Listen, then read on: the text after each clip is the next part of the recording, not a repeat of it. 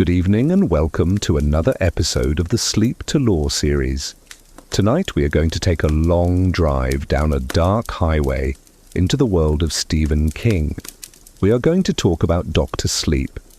This is the story of what happened to the little boy from The Shining after the hotel burned down. It is a story about trauma and recovery and monsters that look just like your neighbors.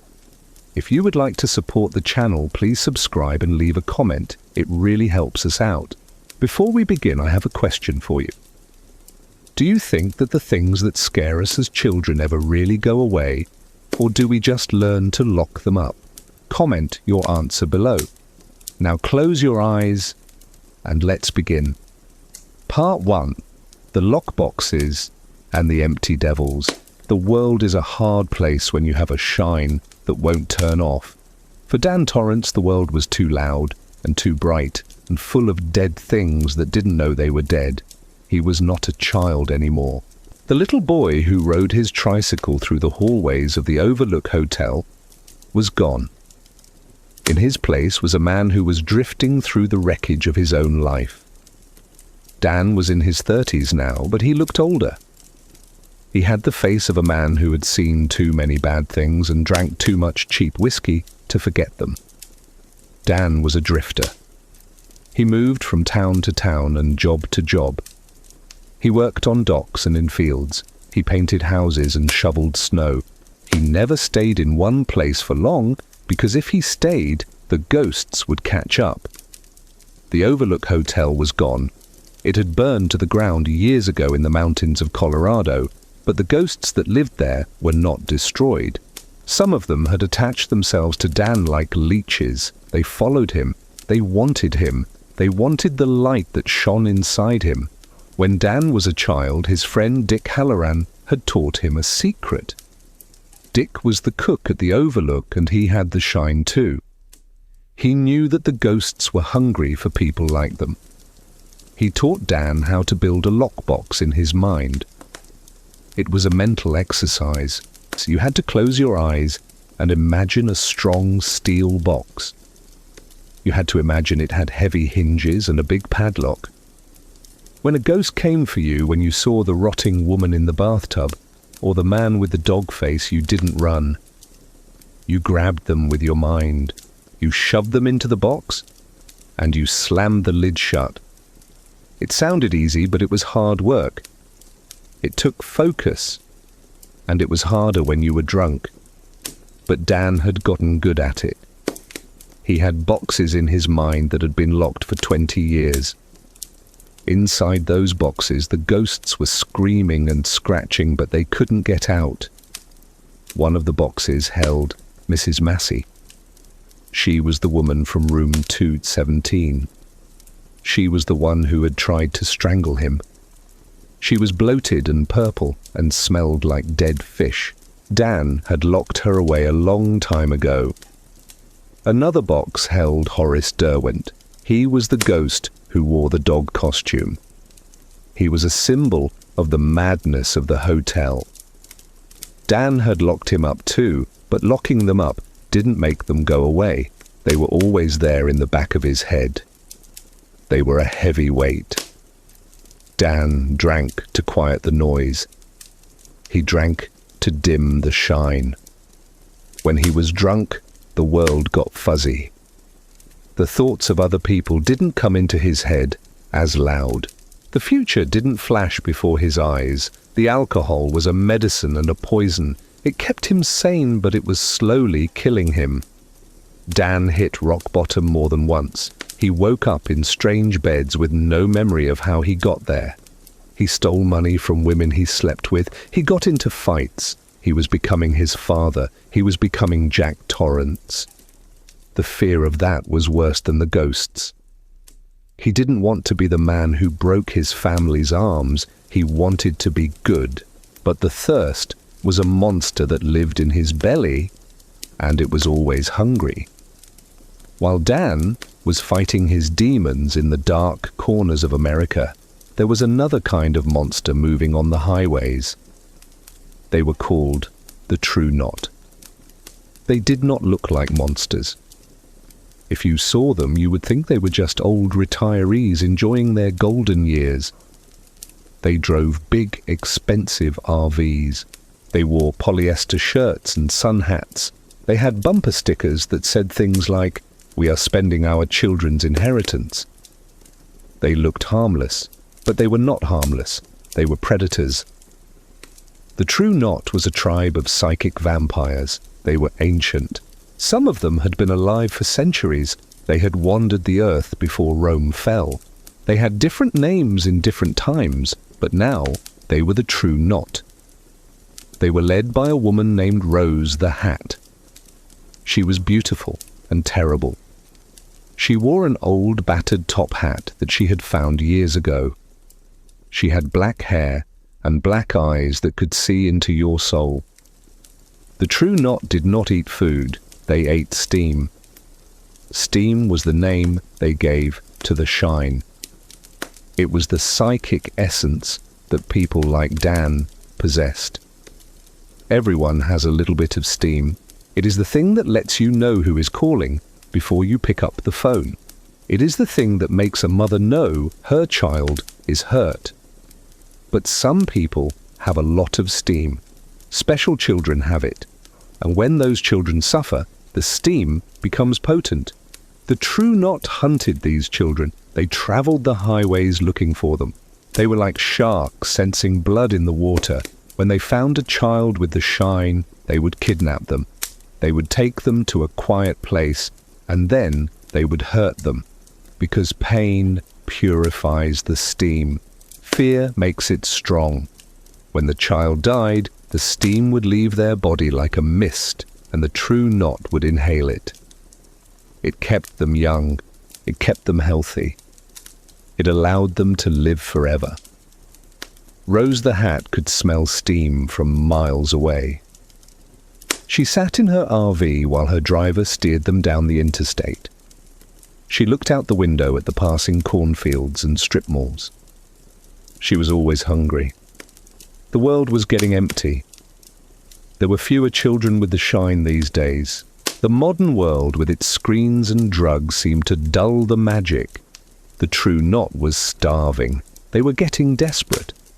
Dan Torrance didn't know about the True Knot yet. He was too busy trying to survive. He ended up in a town called Fraser in New Hampshire. It was a small town nestled in the mountains. It was a tourist town in the summer, but in the winter it was quiet and cold.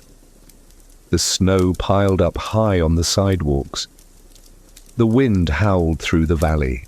Dan arrived in Fraser with nothing but the clothes on his back and a few dollars in his pocket. He was hungover. He was shaking. He saw a miniature train ride called the Teeny Town Express. It was a tourist attraction. Seeing the little train triggered a memory of his childhood. It made him feel small and lost. He realized he had come to the end of the line.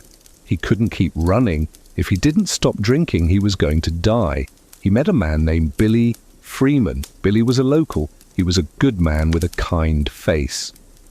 Billy saw the state Dan was in. He didn't judge him. He helped him. He gave him a place to stay in a boarding house. He got him a job working for the town doing maintenance. He invited him to a meeting. It was an AA meeting, Alcoholics Anonymous. Dan was terrified. He didn't want to talk about his feelings. He didn't want to admit he was broken. But he went. He sat in the basement of a church and listened to other men tell their stories. He heard stories about fathers who hurt their kids and men who lost everything. He realized he wasn't alone. He stood up and said the words, "My name is Dan, and I am an alcoholic." Getting sober was the hardest thing Dan had ever done. It was harder than locking up the ghosts. When the alcohol left his system, the shine came back stronger. The world got loud again. He could hear the thoughts of the people around him. He could sense their secrets. It was overwhelming, but he learned to manage it. He learned to build a filter. Dan got a job at a hospice called the Rivington House. It was a place where old people went to die. It was a quiet building on a hill. It smelled of antiseptic and old flowers. Most people would find it depressing, but Dan found it peaceful.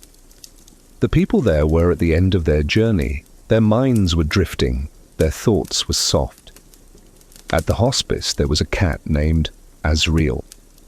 He was a scruffy old tomcat. Azrael had a special talent.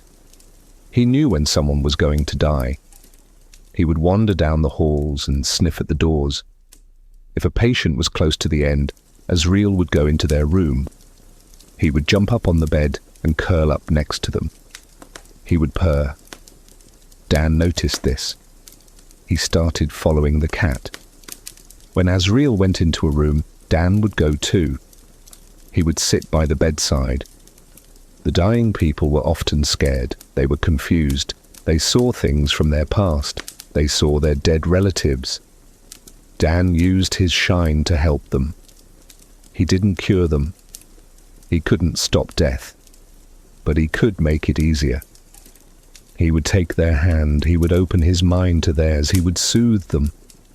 He would tell them it was okay to let go. He would help them sleep. It was a deep, peaceful sleep that led into the darkness without fear. The nurses noticed. They saw that patients didn't need as much pain medication when Dan was there. They started calling him Dr. Sleep. For the first time in his life, Dan felt like his power was a gift and not a curse. He wasn't hurting people. He was helping them. He was using the thing that had destroyed his father to bring peace. He settled into a routine. He went to work. He went to meetings. He went home to his little attic room in the boarding house. But the shine is a two-way radio. You can send messages, but you can also receive them. One night, Dan was in his room. He had bought a chalkboard and hung it on the wall. He used it to write down reminders for himself. Things like buy milk or call Billy. He was sleeping. He was dreaming about the Overlook. He was dreaming about the long, dark hallways and the pattern on the carpet. He woke up suddenly. The room was dark. The air felt charged with electricity. It was the feeling of the shine. He looked at the chalkboard. There was writing on it. It wasn't his handwriting. It was the handwriting of a child. The letters were shaky and blocky. It said, "Hello." Dan stared at it. His heart hammered in his chest. He looked around the room. The door was locked. The window was closed. No one had been in there. He reached out with his mind. He felt a presence. It was far away, but it was strong. It was incredibly strong. It was brighter than any shine he had ever felt. It made his own power feel like a candle next to a spotlight. He wiped the board clean. He waited. A few days later it happened again. Another message, another greeting. He realized it wasn't a ghost. It was a person. It was a living, breathing person who was reaching out to him across the miles. That person was a little girl named Abra Stone. She lived in a town nearby. She was just a toddler when she first contacted him. She didn't know what she was doing. She was just projecting her thoughts out into the world. She had sensed Dan. She had sensed that he was like her. She had found him in the dark. For years they didn't meet. They just became pen pals on the chalkboard. Abra grew up. She went from a baby to a little girl to a teenager. Her power grew with her. She could move things with her mind. She could predict the future. She was wild and powerful and dangerous, and Dan became her secret friend. He was the uncle she never met. He was the voice in her head that told her she wasn't crazy. But power like Abra's is like a flare in the night sky. It attracts attention. While Dan was safe in his routine and Abra was growing up in her suburban home, the true knot was getting closer. Rose the Hat was turning her head. She was sniffing the air. She was looking for the big prize. The lockboxes in Dan's mind were holding tight. But the real danger wasn't inside his head anymore. It was outside. It was coming down the highway in a caravan of RVs. And it was hungry. This concludes part 1 of our story. We have met the man who is trying to forget, and the monsters who are trying to live forever. We have seen the quiet snow of New Hampshire and the dark roads of America. In the next part, we will see what happens when the girl with the great power comes face to face with the woman who wants to eat her soul. We will see the steam rise and the battle begin. Stay tuned. Part 2. The Steam and the Stone. Time moves differently when you are watching the world through a window of snow or through the bottom of a glass. For Dan Torrance, time had become a straight line. It was a line of days spent working at the hospice and nights spent in sobriety. The years fell away like leaves from the trees in New Hampshire. The hair at his temples turned grey. The lines on his face grew deeper. He was no longer the young man drifting from town to town. He was a fixture in Fraser. He was the man who mowed the lawns and held the hands of the dying. But while Dan was standing still, the girl on the other end of the chalkboard was moving fast. Abra Stone was growing up. The little baby who had sent a mental hello was now a teenager. And as she grew, her power grew with her. It did not fade away like it does for most children who shine. Usually when kids grow up and the world tells them that magic isn't real, they lose their spark. The shine dims until it is just a little hunch or a lucky guess now and then. But for Abra, it was different. Her power was expanding. It was becoming something massive. It was like a star burning in the middle of a dark room. She could do things that scared her parents. She could turn on the television without finding the remote. She could predict who was calling on the phone before it rang. She could find lost keys in the snow. Her parents, Lucy and Dave, tried to be normal. They loved her, but they were frightened. They didn't understand why the mirrors in the house would crack when Abra got angry. They didn't understand why the silverware would rattle in the drawers when she had a nightmare. They tried to keep it a secret. They told her not to show anyone what she could do. They told her it was dangerous to be different. Abra listened to them, but she couldn't turn it off. It was part of her blood. It was part of her breath. And she still had her secret friend. She still wrote messages on the chalkboard in her mind to the man she called Uncle Dan. She didn't know his real name and he didn't know hers, but they shared a bond. He was the only one who didn't look at her with fear.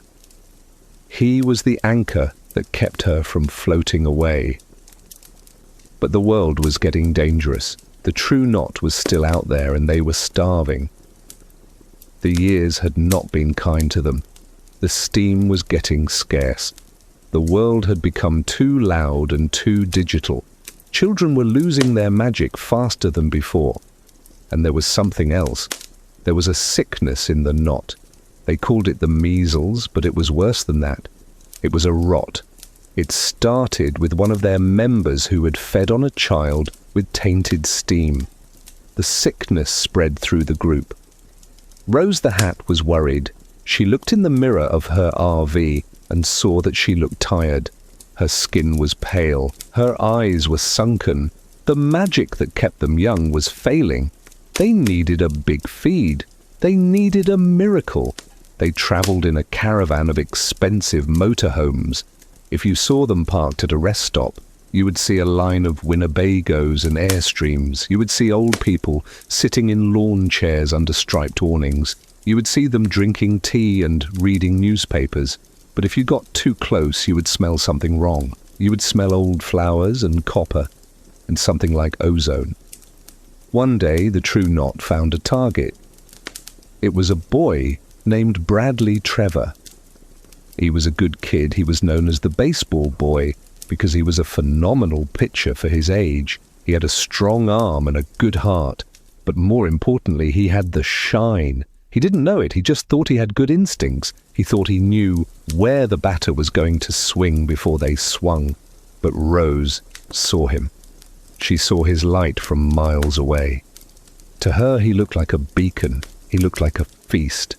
The true knot tracked him down. They waited for him after a game. Bradley was walking home. He was wearing his baseball uniform. He had his glove tucked under his arm. He was thinking about the game. He was thinking about supper. He didn't see the van pull up. He didn't see the people get out. They didn't look like monsters. They looked like nice grandparents. They smiled at him. They asked him for directions. They lured him close. What happened next is the dark heart of this story. They took Bradley to an abandoned industrial park. It was a place of concrete and weeds and rusted metal.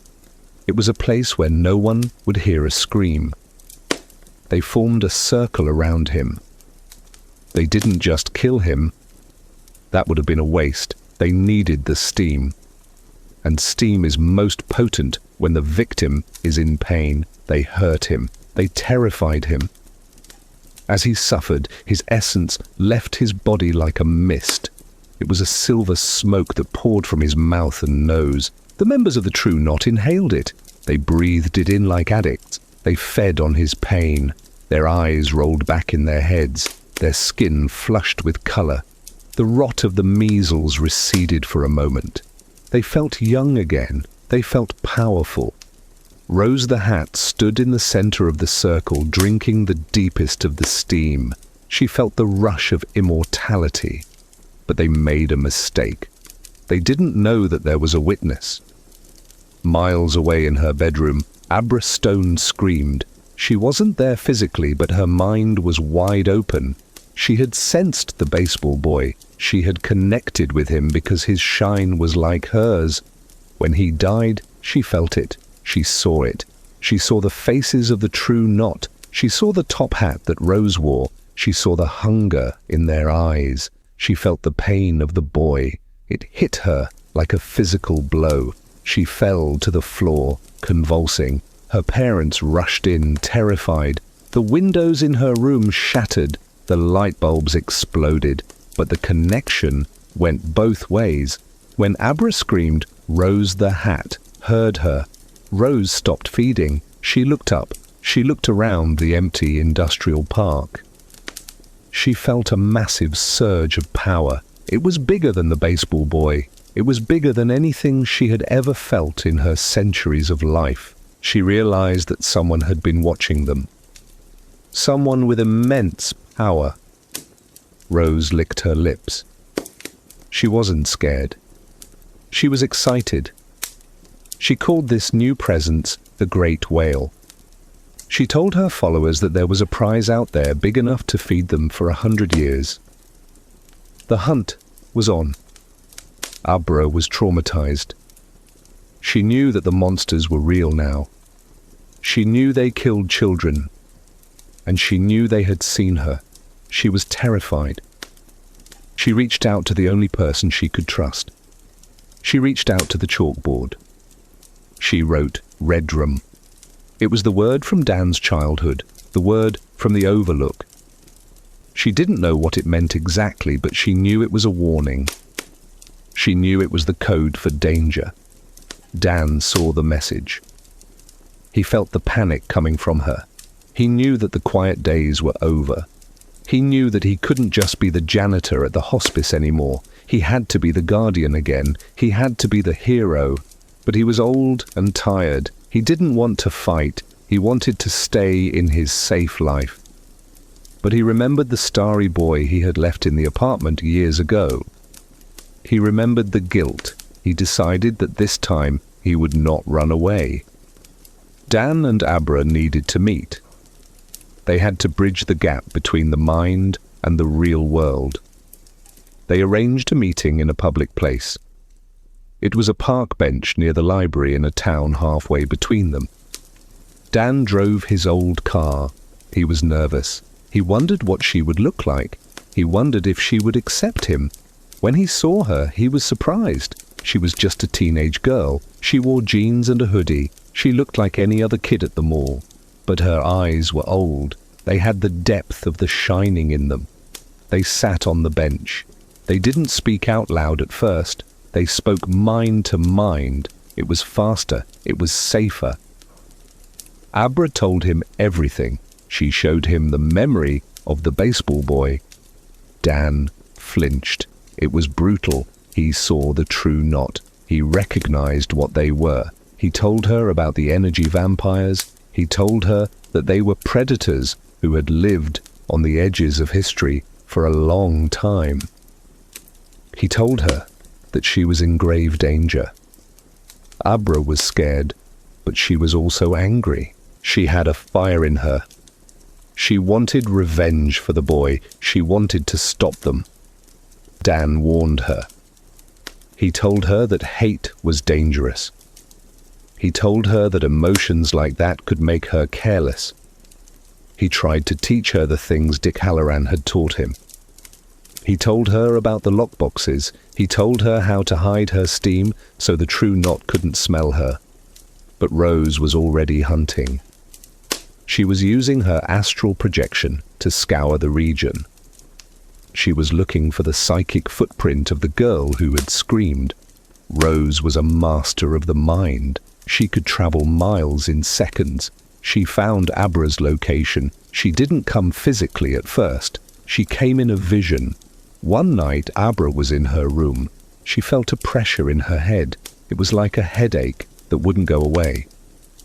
Then the room seemed to stretch. The walls fell away. She was standing in a dark space, and there was Rose. Rose looked beautiful and terrible. She smiled at Abra. She spoke with a voice like honey and razor blades. She told Abra that they could be friends. She told Abra that she was special.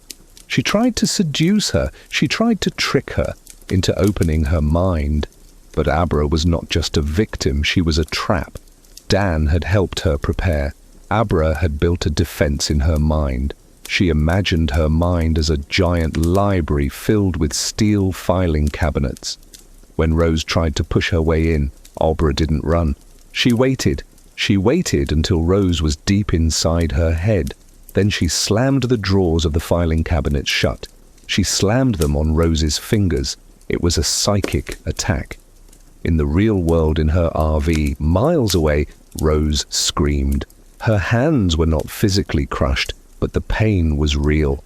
She looked at her fingers and they were bruised.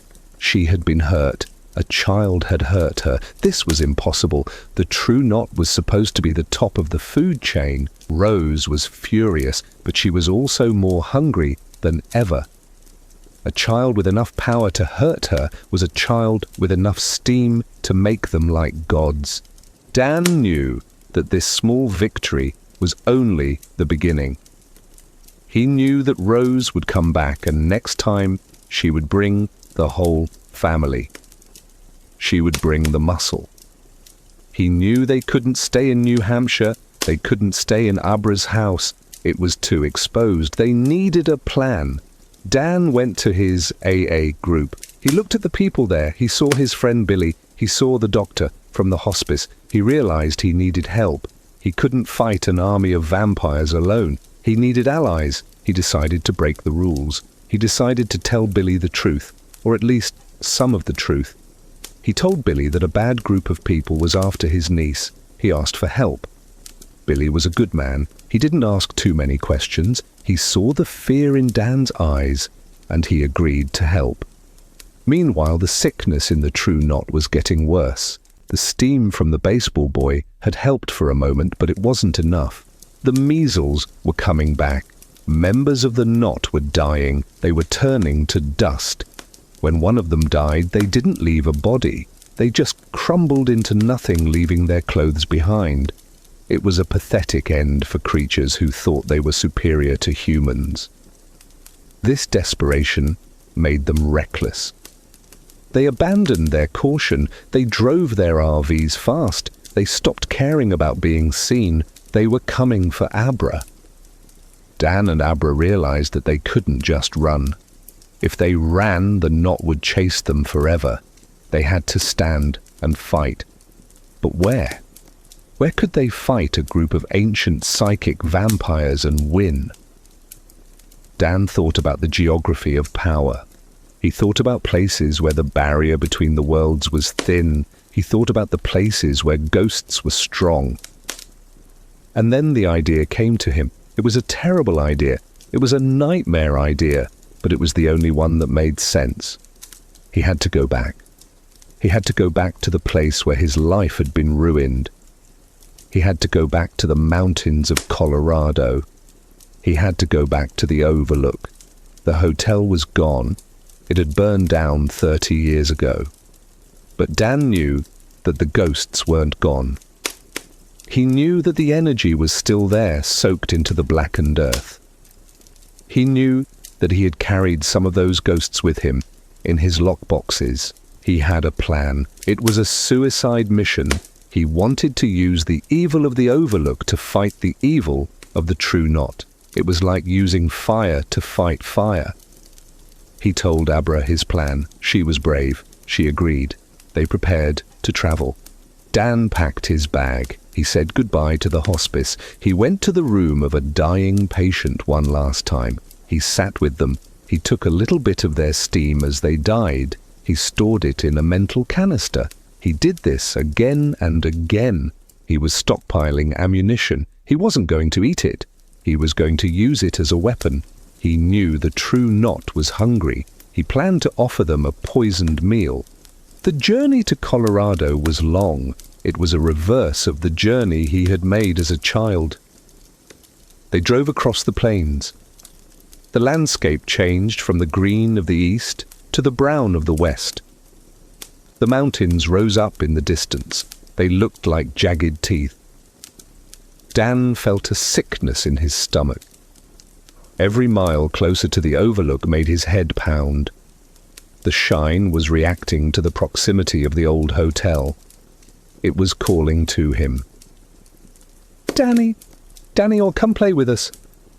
Abra sat in the passenger seat. She was quiet. She was meditating.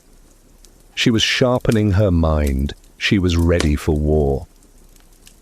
She held Dan's hand. Her hand was warm. It was the only thing keeping Dan grounded. He looked at her and saw the hope of the future. He saw that she was what he could have been if the hotel hadn't broken him. He swore to himself that he would die before he let the True Knot touch her. As they approached the site of the hotel, they saw that it was now a campground. It was owned by the True Knot.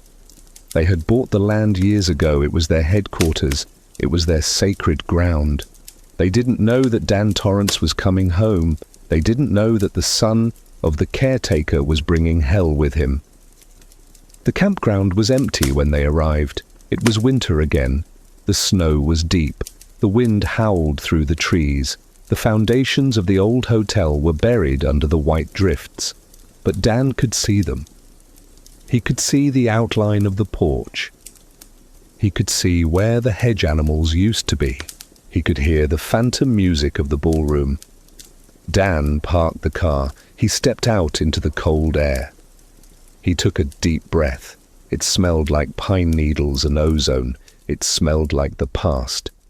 He turned to Abra. He told her to stay close. He told her that whatever happened, she must not let the ghosts in.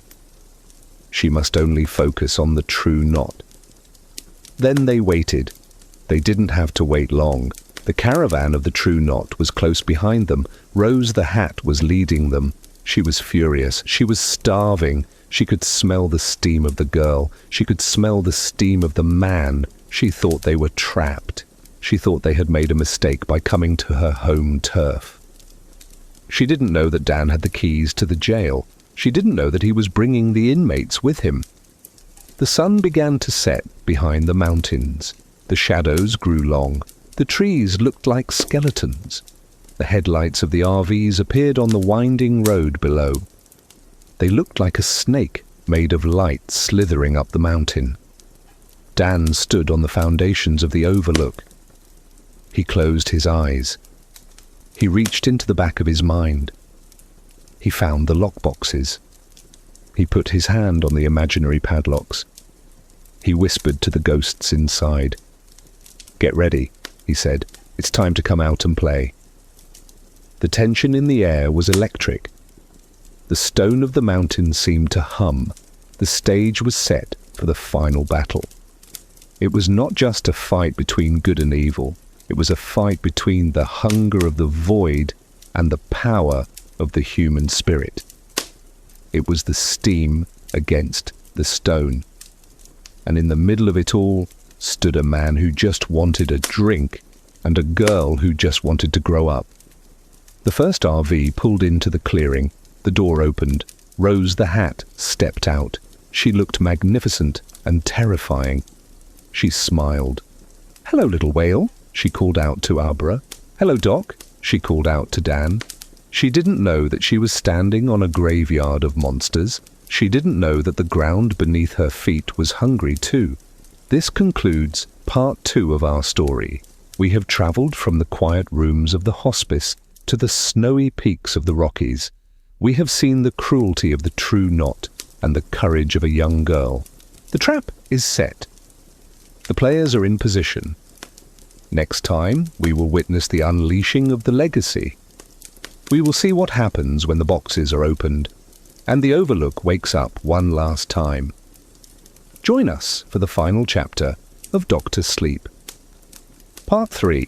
The Legacy Unlocked. The wind on top of the mountain was not like the wind in the valley. Down in the valley, the wind was a guest that came and went, but up here on the site where the Overlook Hotel once stood, the wind was a permanent resident. It lived in the spaces between the trees. It lived in the cracks of the broken concrete foundations. It was a cold and lonely thing. Dan Torrance stood in the center of the clearing. He could feel the cold seeping through his boots. He could feel the history of the ground pushing up against him. Beside him, Abra Stone stood shivering. She was not shivering from the cold, but from the anticipation. She was a wire pulled tight, ready to snap. The sun had completely vanished now. The only light came from the moon reflecting off the deep snow and the headlights of the approaching vehicles. The true knot had arrived. Their caravan wound up the access road like a snake made of metal and light. They parked in a semicircle around the clearing. The engines died. The lights went out. For a long moment there was silence. It was the silence of a predator deciding which part of the prey to eat first. Dan squeezed Abra's hand. He sent a thought into her mind. He told her to be a fortress. He told her to build her walls high and thick. He told her that no matter what she saw or heard, she must not panic. Panic was the crack in the wall that let the enemy in. Abra nodded. Her face was pale, but her eyes were determined. She was the bait in this trap, and she knew it. She had to look delicious and helpless so that the true knot would come close enough to be caught. The doors of the RVs opened in unison. The members of the true knot stepped out into the snow. They did not look like monsters in a movie. They looked like tired travelers. They looked old. The sickness that plagued them had taken a toll. Their skin was grey and papery. Their movements were stiff, but their eyes were burning with hunger. They could smell Abra. To them she smelled like the finest meal they had ever encountered. She smelled like life itself. Rose the Hat walked to the front of the group.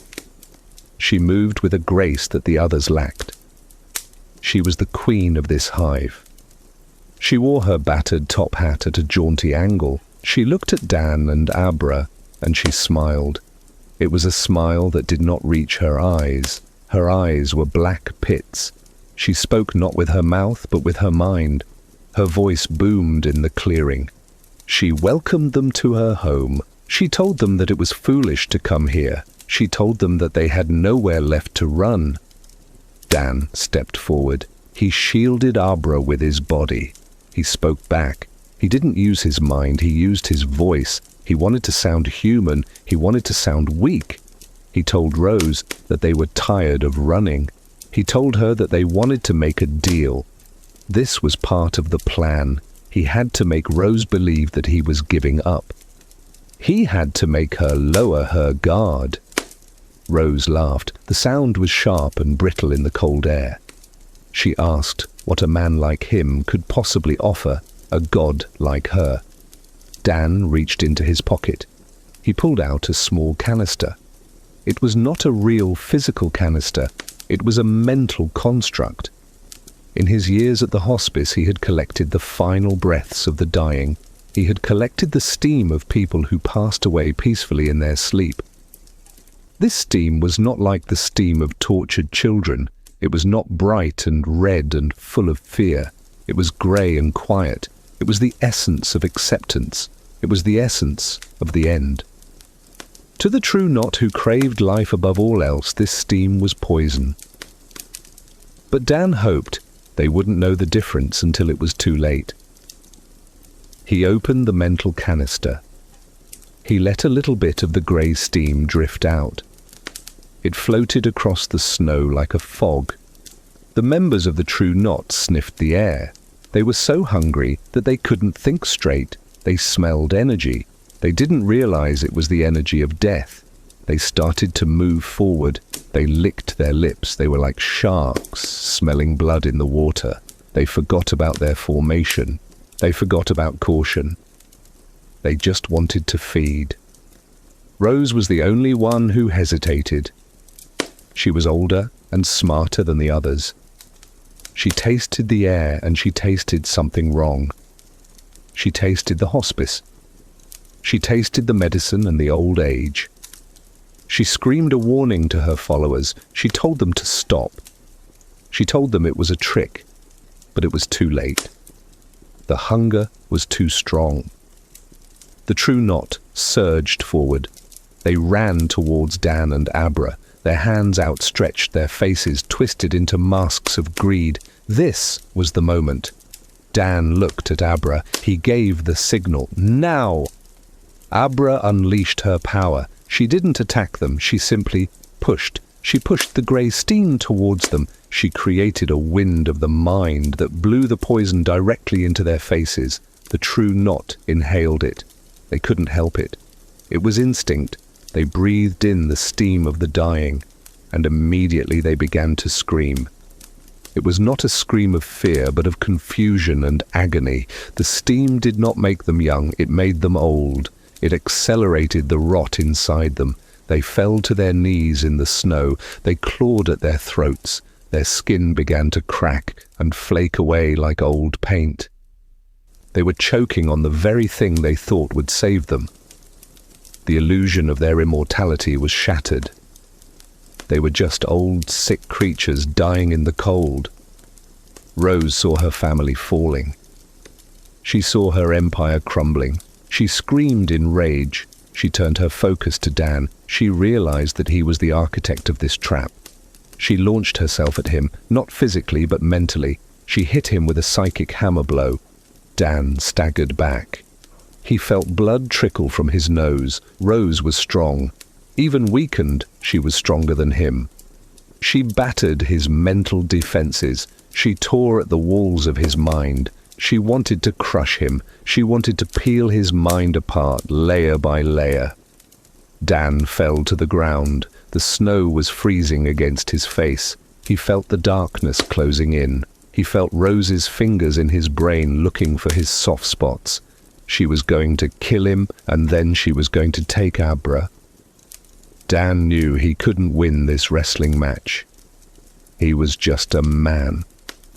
He was a man who had spent half his life drunk to hide from his power.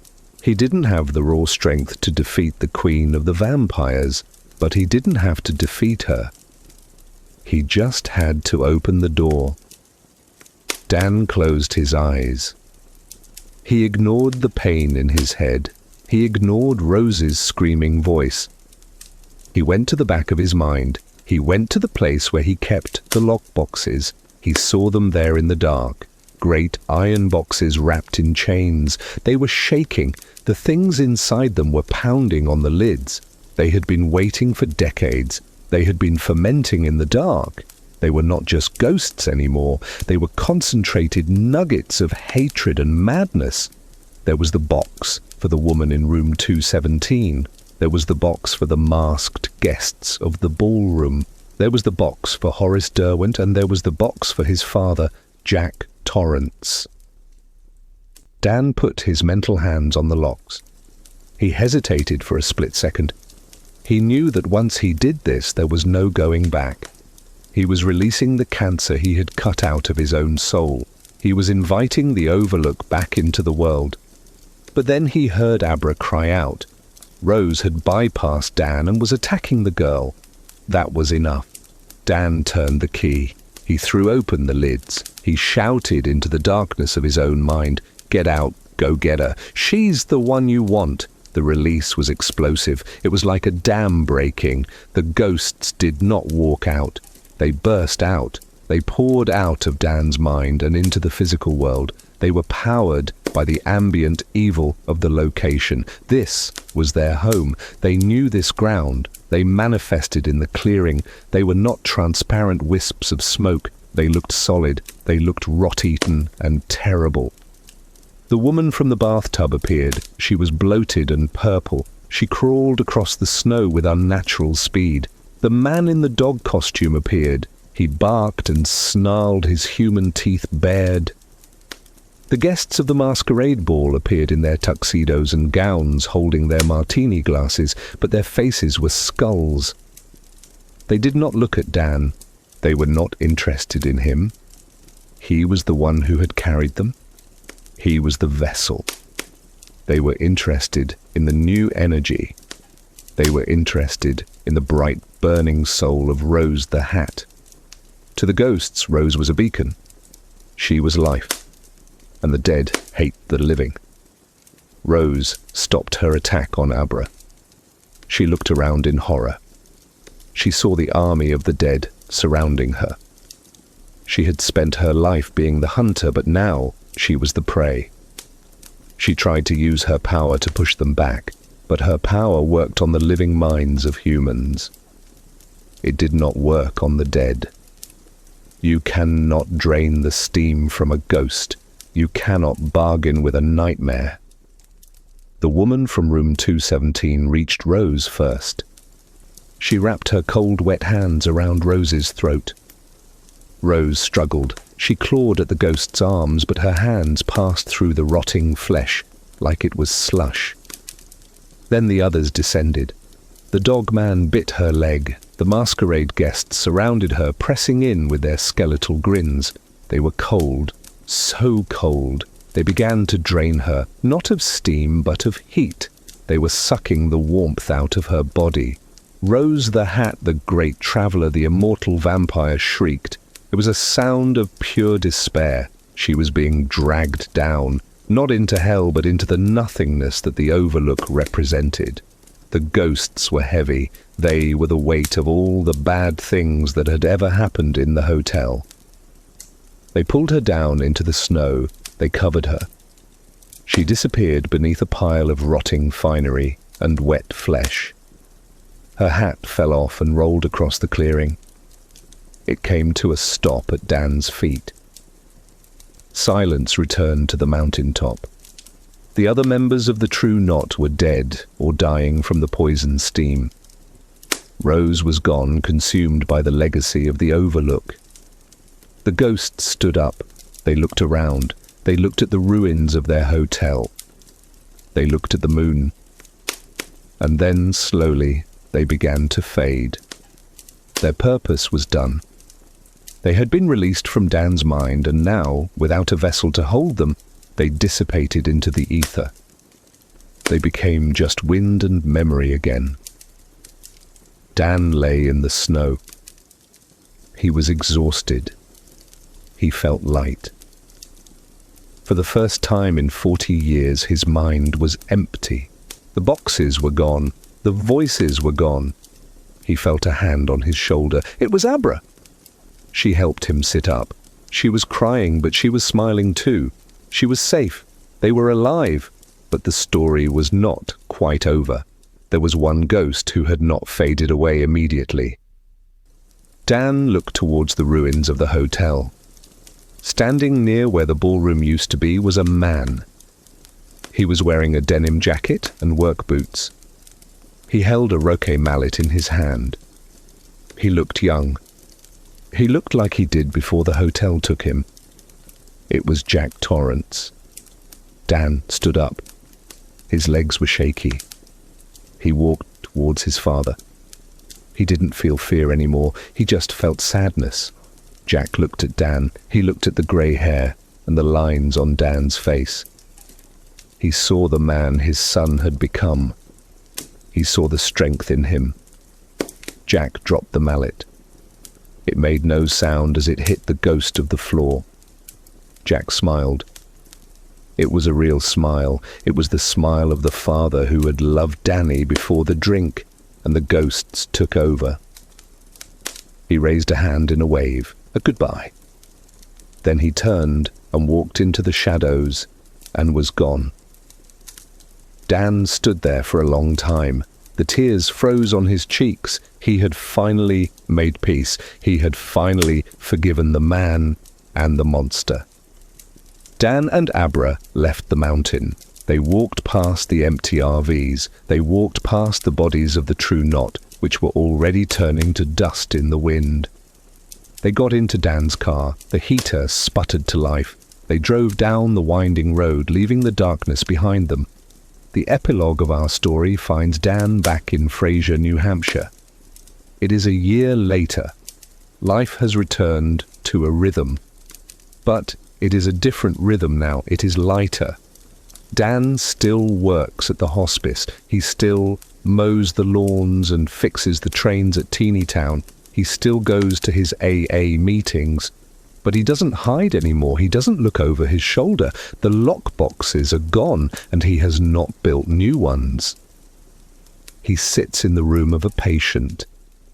It is an old man who is afraid of the dark. Dan holds his hand. He uses the shine, not to hide, but to show.